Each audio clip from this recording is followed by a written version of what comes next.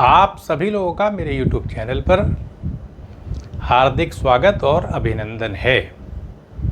प्रयास रहता है कि वीडियो ज़्यादा लंबा ना हो और निचोड़ सार सरल शब्दों में आपके सामने रखा जाए। ओशो ने अद्वैत वेदांत को लेकर के अपनी बड़ी विशिष्ट विचारधारा रखी है। ओशो बताते हैं कि शंकराचार्य ने अद्वैत वेदांत की स्थापना किया, ब्रह्म की विचारधारा को रखा उन्होंने और अपना सिद्धांत दिया अद्वैतवाद। लेकिन वो बताते हैं कि ये विचारधारा बड़ी रूखी दिखाई पड़ रही है, यानी इसके अंदर उतना आकर्षण नहीं है, पुस्तकीय रूप लिए हुए है, ज्ञान मार्ग पूरी तरीके से अपनाए हुए है।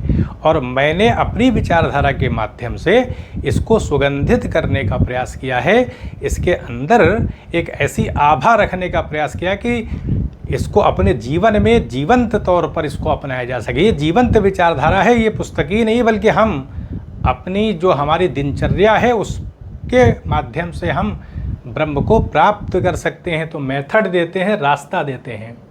ओशो बताते हैं कि हम अपना जीवन ज़रा देख लें, खुद का एक कह सकते हैं कि अपने ऊपर दृष्टि डाल लेना, और दृष्टिपात शब्द आता है, खुद को देखना। क्या देखें? ओशो बताते हैं कि हम प्रयास कर रहे हैं अद्वैत को प्राप्त करने का। उस एक चेतन यानी वो एकल चेतना है, वही एक चेतना जो है क्वांटम लेवल पर चले जाएं, ओशो कहते हैं, तो हम उसी को एक ऊर्जा के तौर पर प्राप्त करेंगे। वही एक ऊर्जा है क्वांटम लेवल पर, सूक्ष्म लेवल पर चले जाएं हम, तो वही ऊर्जा तरंग के तौर पे हमको दिखाई पड़ती है, और उसी ने पदार्थ के तौर पर खुद को प्रकट कर लिया है। तो पदार्थ क्या है? उसकी अभिव्यक्ति है, तो माया उसी को कहते हैं।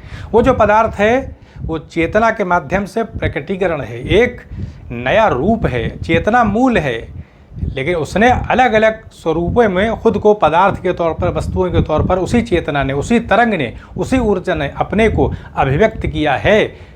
तो वो सारी चीज़ें, वो सारे रूप तो मिट जाने वाले हैं, तरंग चेतना ही तो रहेगी, वही ऊर्जा तो बचेगी। तो उसी को माया कहा है ओशो ने।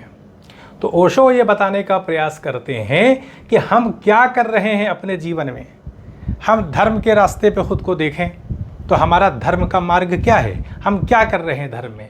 ओशो बताते हैं हम तो धर्म की आराधना कर रहे हैं, हम आराधक बने हुए हैं, उपासना करने वाले बने हैं। और किसकी उपासना कर रहे हैं? अद्वैत की, ब्रह्म की, उस परम सत्ता की हम आराधना, पूजा, उपासना कर रहे हैं। तो ओशो बताते हैं कि हम कभी भी अद्वैत को प्राप्त नहीं कर सकते इस रास्ते पे चल के, क्योंकि धर्म ने हमारे साथ क्या किया है? विश्वास पैदा कर दिया है। और ओशो बताते हैं इसी विश्वास को तो मिटाना होगा, तभी अद्वैत को प्राप्त करेंगे। कैसे प्राप्त करेंगे? वो बताते हैं कि आराधना किसकी कर रहे हैं, कौन आराधना कर रहा है?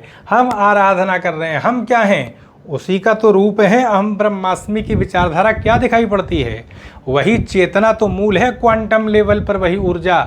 बाकी तो कुछ उसी ऊर्जा का रूपांतरण है, पदार्थ हमारी सत्ता भी है। तो हम उससे अलग कहाँ हैं जो हम उसकी आराधना और उपासना कर रहे हैं? भेद दृष्टि है, द्वैत भाव है, हम अलग हैं, वो अलग है, यही तो द्वैत भाव है। तो कहते हैं इस द्वैत भाव को नहीं मिटाएंगे तो अद्वैत तक कहाँ पहुँचेंगे, क्योंकि हमने तो उसको उपासना का विषय बना लिया, वो अलग है, यानी वो परम सत्ता, उसको खुद से अलग कर लिया, हम उससे अलग कहाँ हैं? और हमें उसी को प्राप्त करना है। अहम ब्रह्मास्मि की विचारधारा में ओशो कहते हैं कि ये जो मैं ब्रह्म हूँ की विचारधारा है, ये मैं, इसको समाप्त करना पड़ेगा, तब हम उसको प्राप्त करेंगे, बल्कि उल्टा चलना पड़ेगा। अहंकार को, द्वैत के भाव को अपने अंतःकरण में उतरना होगा, अपने अंदर की यात्रा करनी पड़ेगी, झांकना पड़ेगा। द्वैत दृष्टि, भेद दृष्टि, मैं और तुम, ये उसका, ये सब हम कर रहे हैं, और फिर हम उस अद्वैत को प्राप्त भी करना चाहते हैं, तो नहीं, ऐसा नहीं होगा। ओशो बताते हैं कि आज के आधुनिक मनुष्य को जीवंत अद्वैत की आवश्यकता है। जीवन जीते हुए हमें विटनेस करना पड़ेगा उसी कॉन्शियसनेस को, साक्षी भाव अपनाना पड़ेगा। जब तक हम भेद को समाप्त नहीं करेंगे, द्वैत को अपने जीवन से निकाल दे पूरी तरीके से, अपने चिंतन से निकाल दें मौन स्पंदन को, शुद्ध मौन स्पंदन ही अद्वैत है बता रहे हैं। जिस चेतना पे चले जाते हैं तो उसके अलावा कोई रहता कहाँ है। सत्ता तो सिर्फ अद्वैत उसी ब्रह्म की है, बाकी कौन बचा। उसी चेतना का रूपांतरण अलग अलग पदार्थों में दिखाई पड़ता है। क्वांटम लेवल पे, विज्ञान के लेवल पे चले जाएं, आज तो विज्ञान ने क्वांटम मैकेनिक्स के, फिजिक्स के अंतर्गत, क्वांटम मैकेनिक्स के अंतर्गत सिद्ध किया है ये। तो ओशो बता रहे हैं कि जो धर्म का रास्ता है, ये रास्ता हमें परिवर्तित करना पड़ेगा, क्योंकि हम किसकी आराधना कर रहे हैं। अगर हम उस अद्वैत की आराधना कर रहे हैं तो ये आराधना करने वाले आराधक कौन है। ये आराधक भी वही है, और ये भेद दृष्टि की वजह से ऐसा हो रहा है। धर्म ने हमारे साथ ऐसा कर दिया है कि हम पूजा उपासना में लगे हैं। ओशो बताते हैं, चिंतन के लेवल पर बता रहे हैं कि अगर अद्वैत को प्राप्त करना है, अगर शंकराचार्य के हिसाब से सिर्फ एकमात्र ब्रह्म की सत्ता है, तो बाकी कौन बचा फिर। तो इसीलिए बता रहे हैं कि हम भी उससे अलग नहीं हैं, यही तो है अहम ब्रह्मास्मि।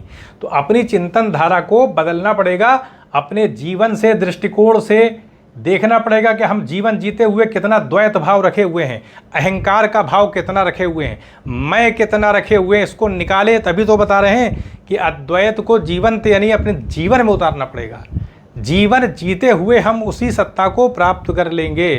कोई हमें धर्म का रास्ता, जैसे वेदांत दर्शन की पुस्तकों को पढ़ते हैं लोग, बता रहे वो रूखापन है, मैंने तो उसे सुगंधित बना दिया है, क्योंकि हम किसको प्राप्त करने जा रहे हैं।